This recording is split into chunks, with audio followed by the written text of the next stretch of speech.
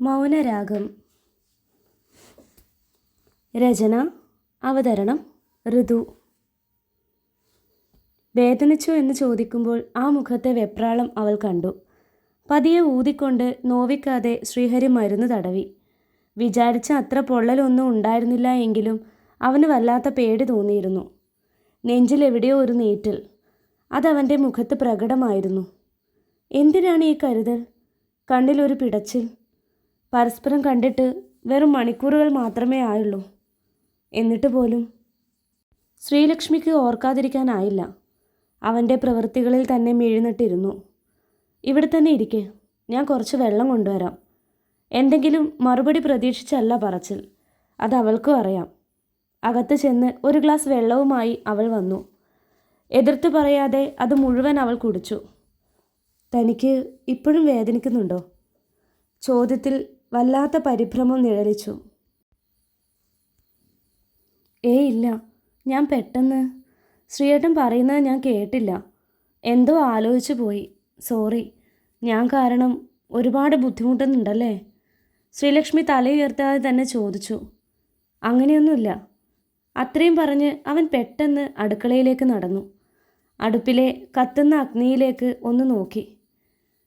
അവളിപ്പോൾ എന്താ വിളിച്ചത്? ശ്രീയേട്ടൻ എന്ന് തന്നെയല്ലേ? മോനെ ശ്രീ, അമ്മ എവിടെ നിന്നോ വിളിക്കുന്ന പോലെ. അവൻ ഒരു നിമിഷം കണ്ണുകൾ അടച്ച് നെഞ്ചിൽ കൈവച്ച് നിന്നു. ഹൃദയമിടിപ്പിൻ്റെ താളം കൈകളിൽ അറിയാം. എന്തിനാണ് ഇതിങ്ങനെ ശക്തമായി ഇടിക്കുന്നത്? അതിനു മാത്രം എന്താണിപ്പോൾ നടന്നത്? കൂടുതൽ ആലോചിച്ചാൽ സമനില തെറ്റുമെന്ന് തോന്നിയ ശ്രീഹരി 2 മുട്ടയെടുത്ത് കഞ്ഞിക്കുള്ള ഓംലേറ്റ് ആക്കി. അതിൻ്റെ കൂടെ പപ്പടവും കാച്ചി. ഇന്ന് തൽക്കാലം ഇത്രയും മതി.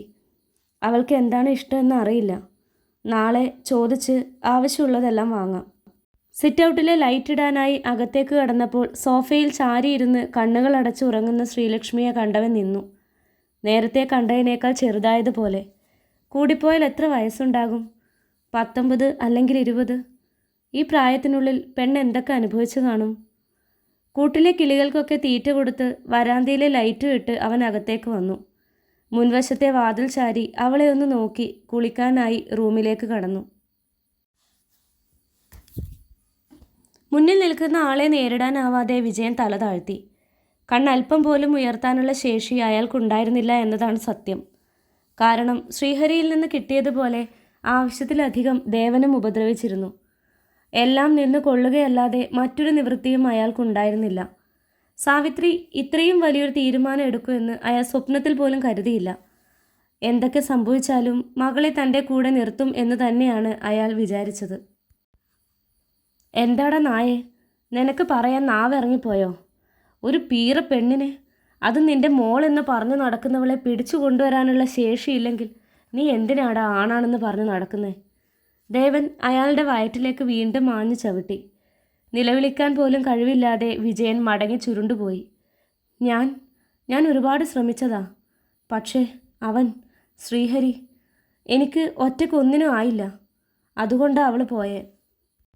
ഇനിയും എന്തെങ്കിലും പറഞ്ഞില്ലെങ്കിൽ ഉറപ്പായും ഇയാൾ തന്നെ കൊല്ലും എന്ന തോന്നലിൽ വിജയൻ പിറുപിറുത്തുകൊണ്ടിരുന്നു. ഇത്രയും കാലം അവൾ എനിക്കൊരു മോഹമായിരുന്നു. എന്നാൽ ഇപ്പോൾ എനിക്കതൊരു വാശിയാണ്. അങ്ങനെ ഒരു പെണ്ണും ദേവൻ്റെ കയ്യിൽ നിന്ന് വഴുതി പോയിട്ടില്ല. അവളെ എനിക്ക് കിട്ടണം. ഇല്ലെങ്കിൽ നീ ജീവനോടെ ഉണ്ടാവില്ല. പെട്ടെന്നൊന്നും കൊല്ലില്ല, ഇഞ്ചിഞ്ചായി കൊല്ലും നിന്നെ ഞാൻ. മനസ്സിലാവുന്നുണ്ടോ? എന്നോട് പറഞ്ഞാൽ മതി, ഞാൻ എന്തു വേണമെങ്കിലും ചെയ്യാം. അടഞ്ഞു പോകുന്ന കണ്ണ് വലിച്ചു തുറന്നുകൊണ്ട് 2 കൈകളും കൂപ്പി ആ മണ്ണിൽ കിടന്ന് അയാൾ അപേക്ഷിച്ചു. ഒരു കാര്യമുണ്ട്, ഞാൻ പറയുന്നത് പോലെ ചെയ്താൽ മതി. നാളെ രാവിലെ തന്നെ. കേട്ടല്ലോ? രാഘവ, എടുത്തോണ്ട് പോയവനെ. അരികിലായി ഓച്ചാനിച്ച് നിൽക്കുന്ന രാഘവൻ അവിടെയുള്ള കയ്യാളുകളെ ഒന്ന് നോക്കി. അവർ വിജയനെ തൂക്കിയെടുത്ത് പോകുന്നത് നോക്കി ദേവൻ മുറുക്കാൻ തുടങ്ങി.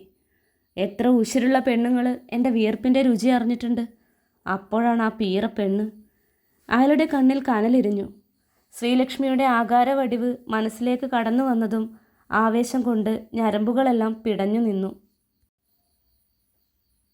ശ്രീഹരി കുളിയും കഴിഞ്ഞ് ഒരു കറുത്ത മുണ്ടെടുത്ത് ഉടുത്തു. വാതിൽ തുറന്ന് പുറത്തേക്ക് ഇറങ്ങാൻ തുനിഞ്ഞതും അവനൊന്ന് നിന്നു.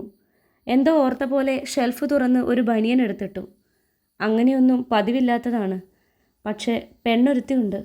വെറുതെ മസിൽ കാണിച്ച് പേടിപ്പിക്കണ്ടല്ലോ. ചുണ്ടിൽ അത്ര പരിചിതമില്ലാത്ത ചിരി വിരിഞ്ഞു. തല നന്നായി തുവർത്തി പുറത്തിറങ്ങി വന്നതും അവളിലേക്കാണ് കണ്ണ് നീണ്ടത്. ഉറക്കം തന്നെയാണ്. എന്നാൽ നേരത്തെ കണ്ടതുപോലെയല്ല. സോഫയിൽ ചുരുണ്ടുകൂടി കിടക്കുകയാണ്. എത്ര പെട്ടെന്നാണ് ഒരാളുടെ ജീവിതം വഴിമാറുന്നത് എന്ന് അവളെ നോക്കിയപ്പോൾ അവന് തോന്നി. ഒന്ന് നെടുവീർപ്പിട്ടുകൊണ്ട് ശ്രീഹരി അടുക്കളയിലേക്ക് നടന്നു. 2 പാത്രത്തിലുമായി കഞ്ഞിയും കറികളും എടുത്ത് ടേബിളിൽ വെച്ചു. അവൾ ഉണരുന്ന ലക്ഷണമില്ല. വിളിച്ചെഴുന്നേൽപ്പിക്കണമല്ലോ. എന്തു ചെയ്യും? ഒരു നിമിഷം ആലോചിച്ചു നിന്നു. പിന്നെ അവളുടെ അടുത്തേക്ക് ചെന്ന് വിളിച്ചു. ലക്ഷ്മി, എഴുന്നേൽക്ക്. അവളത് കേട്ടില്ല. ചുമലിൽ കൈവച്ച് ചെറുതായി തട്ടി വിളിച്ചു. ലക്ഷ്മി, എഴുന്നേറ്റ് വാ, എന്തേലും കഴിക്കാം. അവളൊന്ന് കുറുകിക്കൊണ്ട് അവൻ്റെ കൈ പിടിച്ചു. എനിക്ക് വേണ്ടമ്മ, വയ്യ. ശ്രീഹരി അതൊട്ടും പ്രതീക്ഷിച്ചില്ല. കൈവിരലുകളിൽ കോർത്ത് പിടിച്ചിരിക്കുകയാണ്. പെട്ടെന്ന് അവൻ എന്തോ പോലെ തോന്നി. ചെറിയ ചൂടുണ്ടോ വിരലുകൾക്ക്? അവൻ വെപ്രാളത്തോടെ അവളുടെ നെറ്റി തൊട്ട് നോക്കി. ശരിയാണ്, പനിക്കുന്നുണ്ട്. പക്ഷെ അധികമില്ല. ഒരുപാട് കരഞ്ഞതുകൊണ്ടാവാം. അതോ വെള്ളം മാറി കുളിച്ചിട്ടോ? എല്ലാ പ്രശ്നവും ഇന്ന് തന്നെ തരല്ലേ അമ്മ? അവൻ ചുമരിലെ ഫോട്ടോയിലേക്ക് ദയനീയമായി നോക്കി. ഇങ്ങനെ കിടന്നാൽ കൂടുതൽ കുഴപ്പമാവേ ഉള്ളൂ എന്ന് അവന് തോന്നി. അവളുടെ കയ്യിൽ വീണ്ടും തട്ടിക്കൊണ്ട് ഉറക്കെ വിളിച്ചു. 2ാമത്തെ വിളിയിൽ അവൾ കണ്ണു തുറന്നു. അവനെ തന്നെ നോക്കിക്കൊണ്ട് ഒരു നിമിഷം കിടന്നു. പെട്ടെന്ന് കണ്ണു മിഴിഞ്ഞു വരികയും ചാടി എഴുന്നേൽക്കുകയും ചെയ്തു. അവൻ പിറകോട്ടൊന്നു മാറി വേവലാതിയോടെ ചുറ്റും നോക്കി. താൻ ഉറങ്ങിപ്പോയതാ? സാരൂല, ചെന്ന് മുഖം കഴുകി വാ, എന്തേലും കഴിക്കാം. ചെറുതായി പനി വരുന്നുണ്ട് തനിക്ക്. അവൻ അത് പറഞ്ഞപ്പോഴാണ് അവൾക്ക് സ്ഥലകാല ബോധം ഉണ്ടായത്. അവൾക്കൊരു വല്ലായ്മ തോന്നി. പിന്നെ അകത്തേക്ക് ചെന്ന് മുഖം കഴുകി വന്നു. ടേബിളിൽ നിരത്തി വെച്ച ഭക്ഷണം കണ്ട് അതിശയിച്ചു. ഇതൊക്കെ എപ്പോഴാണ് ഉണ്ടാക്കിയത്? താൻ അറിഞ്ഞതേ ഇല്ലല്ലോ. അവൾക്ക് ശരിക്കും നാണക്കേട് തോന്നി. പിന്നെ ഒന്നും മിണ്ടാതെ അവൻ നീക്കി വെച്ച ചൂടുകഞ്ഞി കോരി കുടിച്ചു. വല്ലാത്തൊരാശ്വാസം തോന്നി. ആ സമയത്തും അവർ പരസ്പരം ഒന്നും സംസാരിച്ചില്ല. കഴിച്ച പാത്രം എടുത്ത് അടുക്കളയിലേക്ക് നടക്കാൻ നിന്നപ്പോൾ ശ്രീഹരി തടഞ്ഞു. വേണ്ട, ഞാൻ കഴുകിക്കോളാം. താൻ പോയി കിടക്ക്. ചിലപ്പോൾ രാത്രി നന്നായി പനിച്ചേക്കും.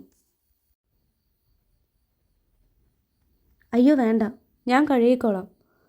എനിക്കങ്ങനെ പ്രശ്നമൊന്നുമില്ല. അവൾ പാത്രം ബലമായി പിടിച്ചു.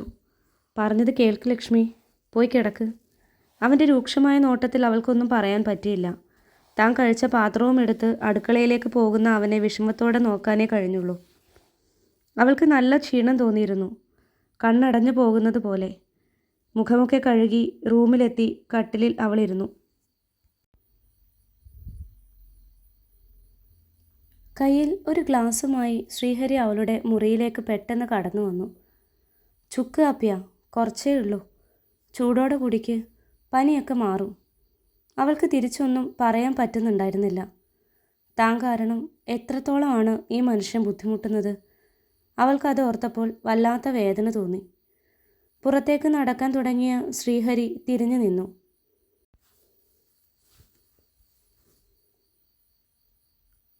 നാളെ ശനിയല്ലേ? തനിക്ക് നാളെ ക്ലാസ് ഉണ്ടോ? ഇല്ല, തിങ്കളാഴ്ചയെ പോകണ്ടു. ഞാൻ രാവിലെ 7 മണിക്ക് ഇറങ്ങും. ഇവിടെ തന്നെ ഇരുന്നാൽ മതി. വാതിലടക്കണം. എങ്ങോട്ട് പോവരുത്.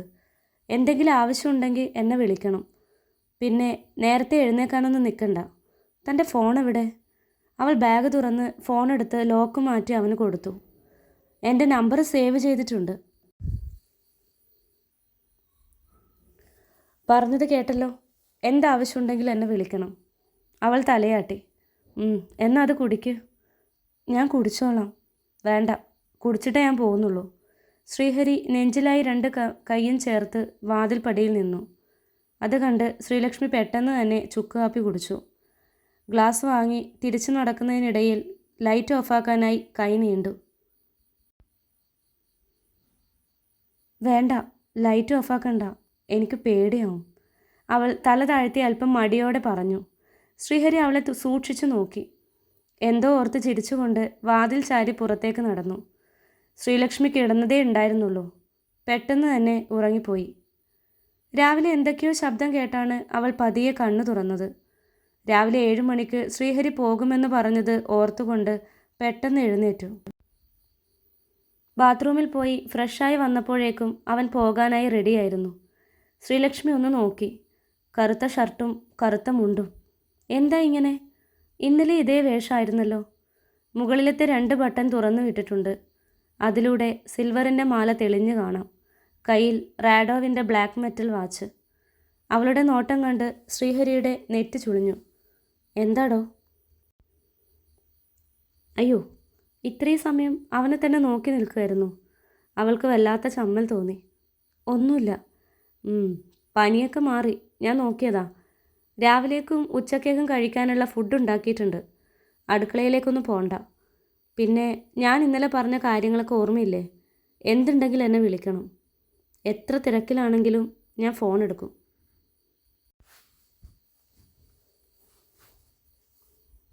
അവൾ തലയാട്ടി. ചാർജ് ചെയ്യുന്ന ഫോൺ എടുത്ത് കീശയിലിട്ടു. മേശയിലുള്ള കീ എടുത്ത് ഒന്ന് വട്ടം കറക്കി. അപ്പം ശരി. പിന്നെ പുറത്തേക്ക് ഇറങ്ങണ്ട കേട്ടല്ലോ. അവൻ പുറത്തേക്ക് നടന്നു. ശ്രീയേട്ടാ. ആ വിളി കേട്ട് തിരിഞ്ഞു നിന്നു. അല്ല, എപ്പോഴാ വരിക? ആ ചോദ്യത്തിൽ ടെൻഷൻ നിറഞ്ഞു നിന്നിരുന്നു. അതവന് മനസ്സിലാവുകയും ചെയ്തു. ഇരുട്ടുന്നതിന് മുമ്പേ എത്തും. അതും പറഞ്ഞ് അവൻ പുറത്തേക്കിറങ്ങി. ബുള്ളറ്റ് ഒന്ന് സ്റ്റാർട്ട് ചെയ്ത് തിരിഞ്ഞു നോക്കി. ഉമ്മറത്ത് തൂണിൽ നെറ്റ് ചേർത്ത് നിൽക്കുന്ന ശ്രീലക്ഷ്മിയെ കണ്ട് മനസ്സിൽ വല്ലാത്തൊരു തണുപ്പ് വന്ന് നിറയുന്നത് അവൻ അറിഞ്ഞു. അമ്മ പോയതിനു ശേഷം ഈ 2 വർഷത്തിനിടയിൽ പുറത്തേക്കിറങ്ങുമ്പോൾ ആദ്യമായാണ് തിരിഞ്ഞു നോക്കുന്നത്. പണ്ടെപ്പോഴും ആ സ്ഥാനത്ത് അമ്മയായിരുന്നു. ഇപ്പോൾ ഗേറ്റ് കടന്ന് ശ്രീഹരി പോയതിനു ശേഷം അവൾ അകത്ത് കയറി വാതിലടച്ചു. വല്ലാതെ വിശത്ത് തുടങ്ങിയിരുന്നു. വെറുതെ ഫോണെടുത്ത് സമയം നോക്കി. 8 മണിയാകാറായി. അവൾക്ക് വല്ലായ്മ തോന്നി. ഇത്രയും സമയം ഉറങ്ങുന്നത് പതിവില്ലാത്തതാണ്. അടുക്കളയിലേക്ക് ചെന്നപ്പോൾ അടച്ചു വെച്ച പാത്രങ്ങളാണ് കണ്ടത്. വെറുതെ ഒന്ന് തുറന്നു നോക്കി. ഒരു പാത്രത്തിൽ പുട്ടും പഴവും വെച്ചിട്ടുണ്ട്. ചോറ് വാർത്തൊരു ഭാഗത്തുണ്ട്. അതിനടുത്തായി അയല പൊരിച്ചതും കാബേജ് വറവും. അവൾ ആകെ കണ്ണും തള്ളി നിന്നു. ഇതൊക്കെ എപ്പോഴാണ് വാങ്ങിയത്? എന്നിട്ട് ഒറ്റയ്ക്ക് ഉണ്ടാക്കിയോ? രാവിലെ എഴുന്നേൽക്കാൻ പറ്റാത്തതിൽ അവൾക്ക് കുറ്റബോധം തോന്നി. പെട്ടെന്ന് തന്നെ പുട്ടെടുത്ത് കഴിച്ചു.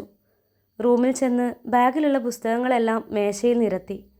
അമ്മയെ ഒന്ന് വിളിക്കണമെന്നുണ്ട്.